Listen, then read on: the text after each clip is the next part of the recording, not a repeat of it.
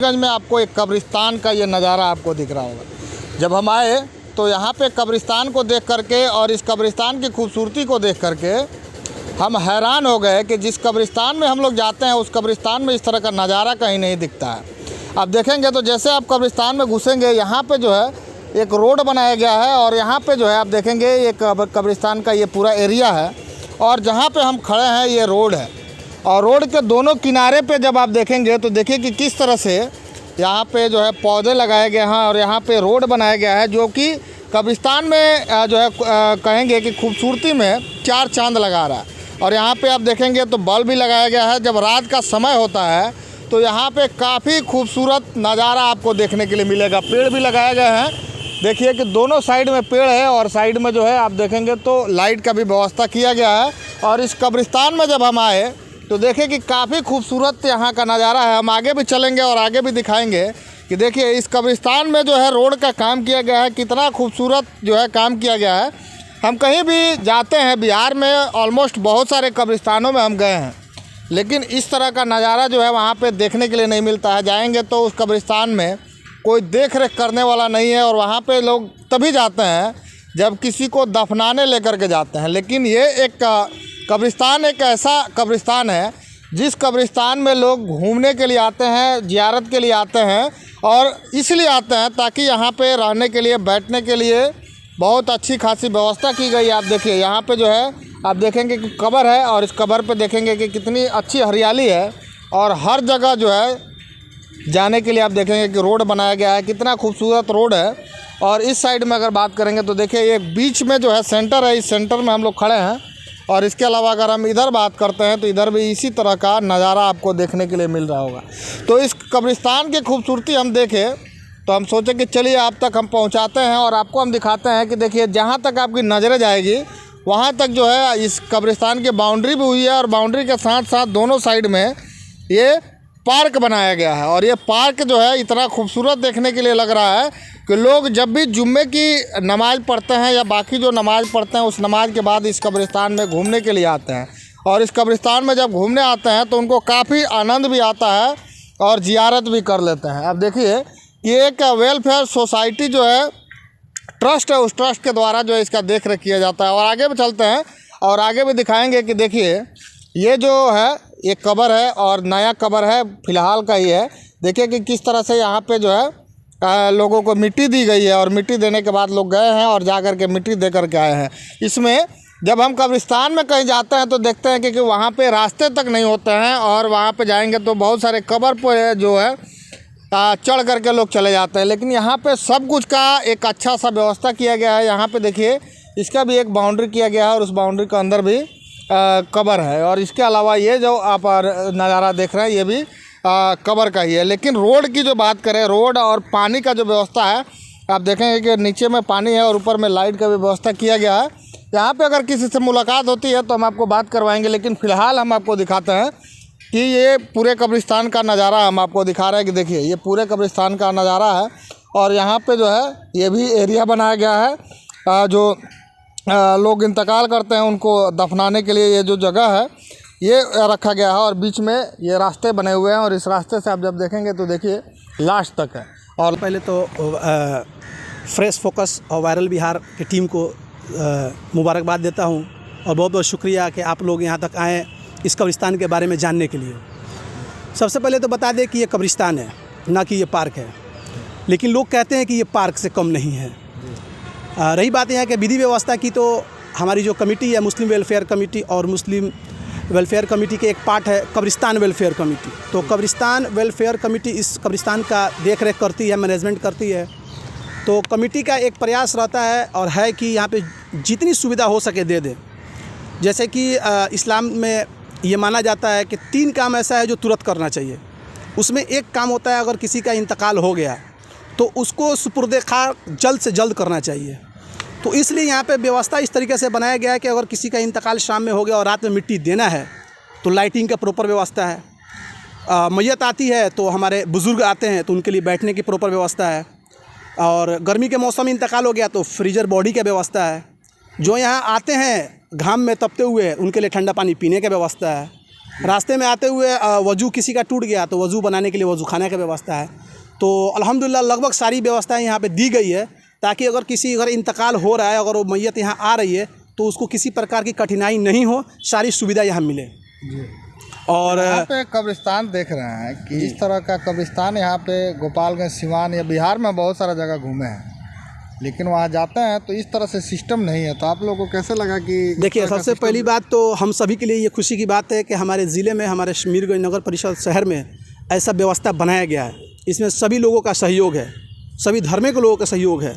यहाँ पे जो वार्ड पार्षद जो हैं हमारे मुन्ना प्रसाद, उनका, चेयरमैन, उप चेयरमैन, विधायक और मुस्लिम समुदाय के जो भी लोग हैं, सभी लोगों का भरपूर सहयोग है। और उन सभी के सहयोग से और हम लोग को मेहनत से ये इस मुकाम पे पहुंचा है, और हम सबको बहुत गर्व हासिल होता है। जी।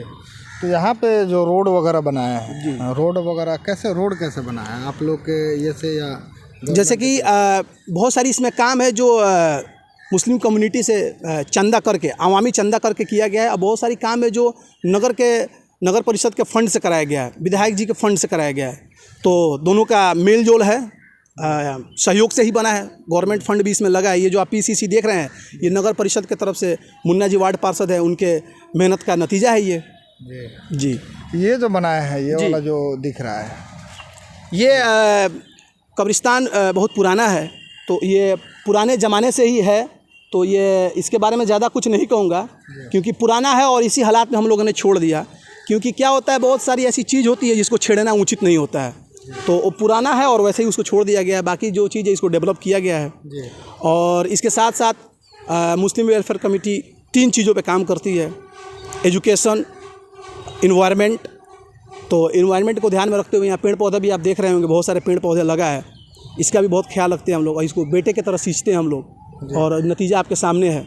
जी। अपने यहाँ के लोग तो कब्रिस्तान में कभी जाते नहीं, क्योंकि हालात जो है कब्रिस्तान का बद से बदतर हो गया है। देखेंगे तो कहाँ पे क्या सिस्टम है, कोई सिस्टम नाम की कोई चीज़ नहीं है। देखिए, कब्रिस्तान नाम सुन के ही लोग थोड़ा सा डर जाते हैं, क्योंकि वहाँ विधि व्यवस्था नहीं होता है। बड़ी बड़ी झाड़ियाँ होती है, जंगल होती है। जब किसी का इंतकाल होता है तभी लोग वहाँ जाते हैं, अदरवाइज नहीं जाते हैं। लेकिन ऐसा व्यवस्था देने के बाद, आप आज जुम्मा है, अगर जुम्मा के बाद आए होते हैं तो देखेंगे कि लोगों की लड़ी लगी हुई है। लोग अपने जो उनके घर के गुजर जाते हैं, उनके कब्रों पे आके मतलब कि फातिहा पढ़ना, शोक व्यक्त करना, आते हैं हर जुम्मा को, फातिहा पढ़ते हैं अपने पूर्वजों के नाम पे, और काफ़ी अच्छा ये काम है। जी।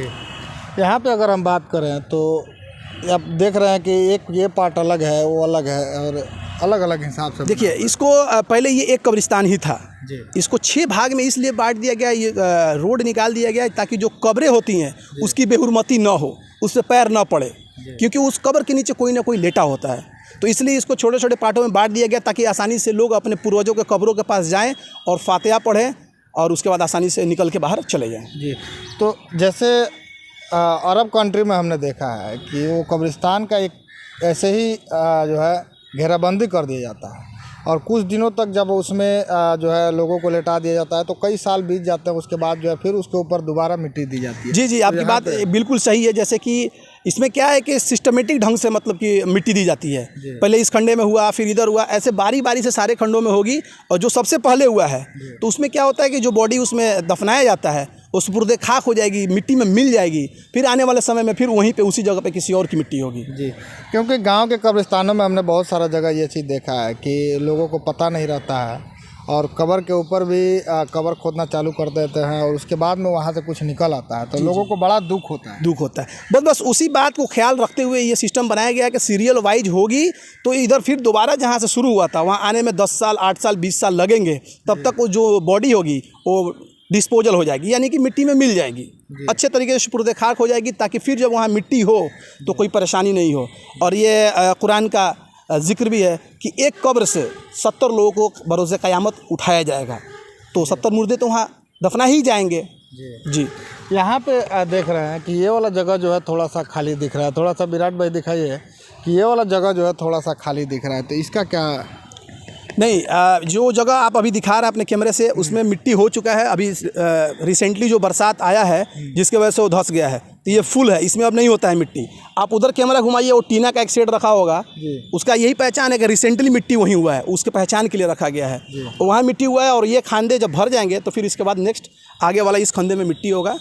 इसकी साफ सफाई हुई, इसीलिए ये खाली दिख रहा है। जी। एक और चीज़ देखे हैं कि अपने यहाँ के कब्रिस्तान में जो चीज़ होता है कि किसी को भी कहीं पे भी लेटा दिया जाता जी। है, तो यहाँ पे क्या सिस्टम? नहीं, यहाँ पे जब हमारी कमेटी आई, कब्रिस्तान वेलफेयर कमेटी, जब हम लोग आवाम ने जिम्मेदारियाँ दी तो कुछ बदलाव किए हमने। उस बदलाव का एक पहल ये भी है कि मिट्टी सीरियल वाइज हो, गरीब हो, अमीर हो, छोटा हो, बड़ा हो, जात पात नहीं देख करके।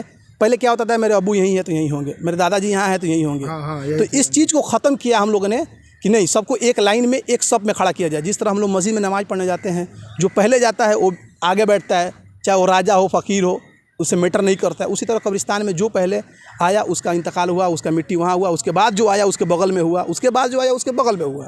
तो ये चीज़ हम लोगों ने अपने तरफ से बनाया है। जी। तो ये कब्रिस्तान लगभग कितना दिन पहले इस तरह का डेवलप आपने कितना दिन लगा है? देखिए, ये बहुत ही अच्छा सवाल आपने पूछा है कि कब से ये इस काम में आप लोग लगे। जी। मैं आपको बता दूं कि पूरे देश कोविड महामारी को झेल रहा था। उसी कोविड महामारी का भरपूर फ़ायदा हम लोगों ने उठाया, और ये कोविड का नतीजा है। कोविड में सब लोग अपने घरों में थे, हम लोग इस कब्रिस्तान का चारदीवारी का काम करा रहे थे, और उस समय से कोविड से लेकर अभी तक इस मुकाम तक ये कब्रिस्तान पहुंचा है। 3 साढ़े 3 साल 4 साल का जो भी समय हो रहा है। जी।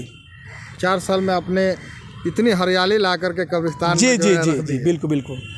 और ये हमेशा मेंटेन भी रहता है। सब कदर मुख्य जो त्यौहार होता है कब्रिस्तान का, शब बारात जिसको बोलते हैं, उस समय भी इसकी बहुत साफ़ सफाई और इसको मेंटेनेंस किया जाता है, और साल में एक बार और किया जाता है। 2 बार सफाई मेंटेनेंस होता है, और मैं उम्मीद करता हूँ कि पूरे ज़िले क्या पूरे बिहार में इतना मेंटेनेंस कहीं कब्रिस्तान नहीं रहता है। जी।